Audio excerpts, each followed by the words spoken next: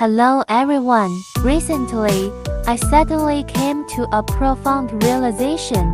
I'm certain you all must have encountered a strikingly similar situation when dating a guy.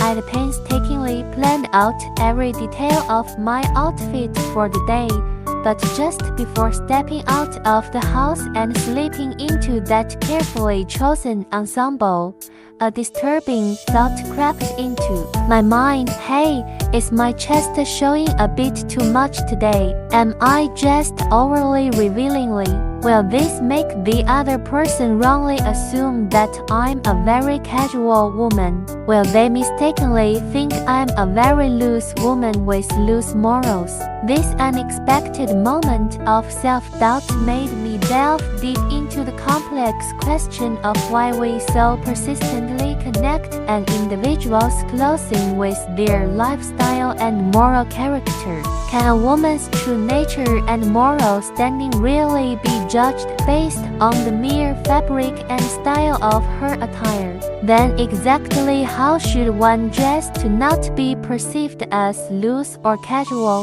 Like this, with a more conservative cut. Like this, with a touch of elegance. Or perhaps like this, with a hint of modesty. Or this way, with a balance of charm and propriety. Lately, I joined a few chat groups, and the content inside was not only hilarious but also eye-opening. I endured a grueling 4-hour drive to reach his city, filled with anticipation and excitement, only to find that he finished the intimate encounter in a mere 2 minutes, leaving me completely exhausted and bewildered. I had gone to great lengths to create a romantic atmosphere. I painstakingly lit candles, meticulously prepared a sumptuous candlelight dinner, and even daringly wore exquisite lingerie. I had dedicated the entire afternoon to getting ready, investing time and effort into making the moment perfect. However, it all ended in a flash, lasting for merely a minute.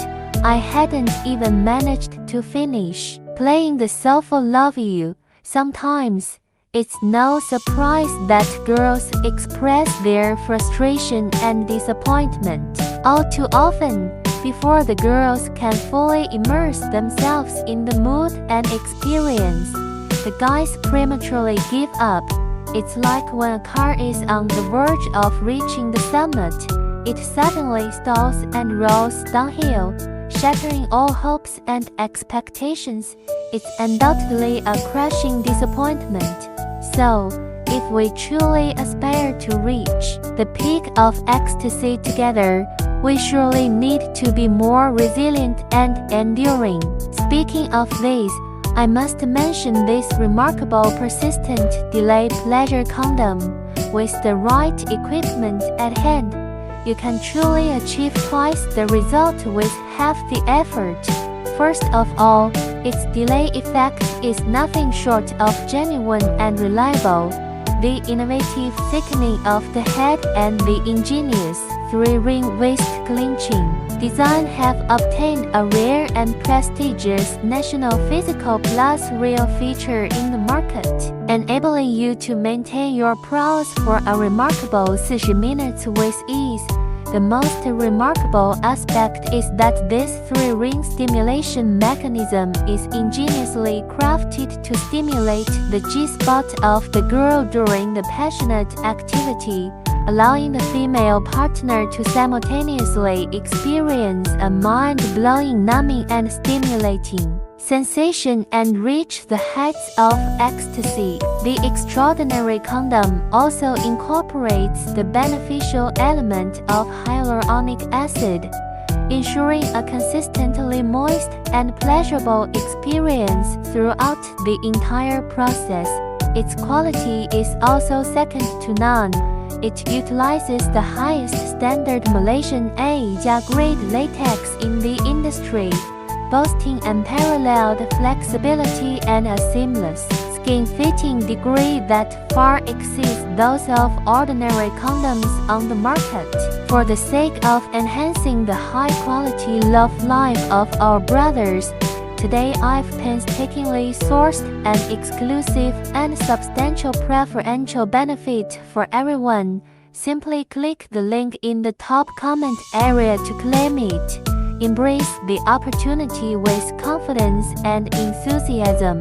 Why do we harbor such notions and preconceived ideas? Why do we stubbornly associate our clothing with sexual morality and personal conduct? Even for someone like me, who prides herself on having an open and progressive mindset and has always passionately advocated against unfair humiliation and judgment, I once made a video about dating and, perhaps somewhat unconsciously, advised against dressing too revealingly or excessively on the first date.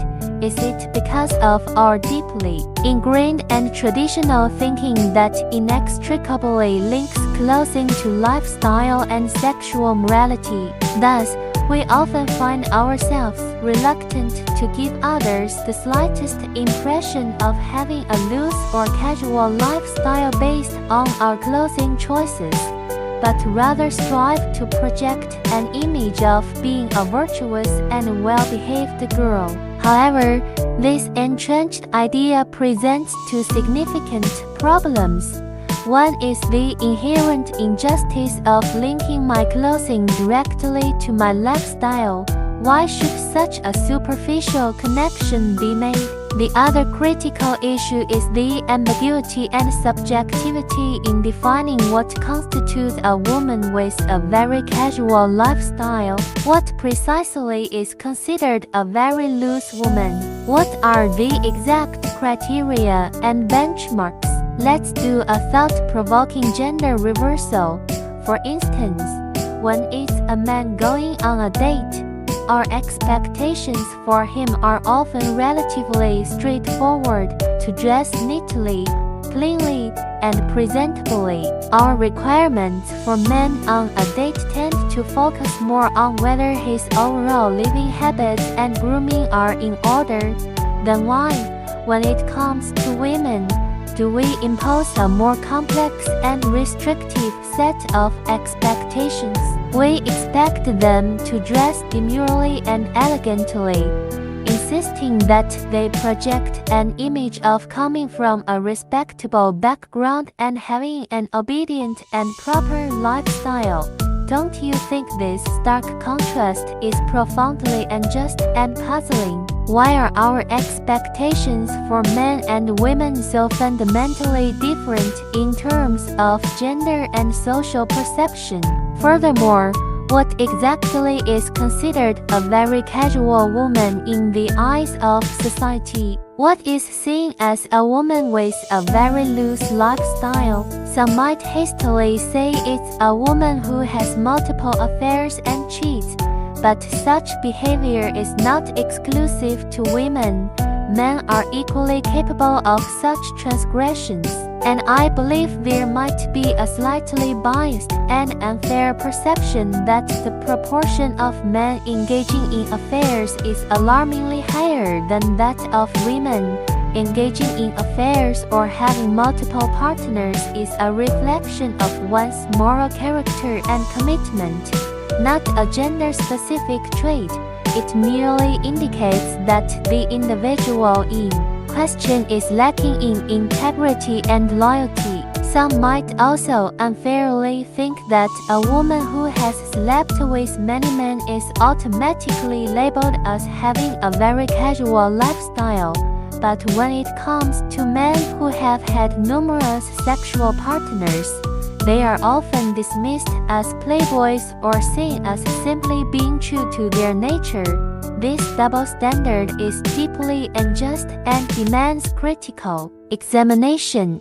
So, I firmly believe we shouldn't be quick to judge anyone's lifestyle as loose or casual based on such arbitrary and often prejudiced criteria, because regardless of who they choose to sleep with, it's a personal decision and a reflection of their individual choices. No matter how many people they engage with intimately, It's a matter of their own desires and personal agency, and they alone should bear the responsibility for their actions. Returning to the original topic, we shouldn't hastily associate a person's clothing with their lifestyle or the number of people they've slept with. We often use the phrase a monster in human guise to describe someone whose appearance belies their true nature. Some people may dress formally and glamorously but possess a vile and corrupt heart. On the contrary, some may wear a cute and seemingly sexy suspender floral dress, merely showcasing their natural beauty and confidence. But if one's thoughts are clouded by vulgarity and obscenity, when they see such a display of beauty, all they perceive is their own base desires. At that moment, the truly filthy and contemptible one isn't the person in the dress but the one with the warped and judgmental mindset.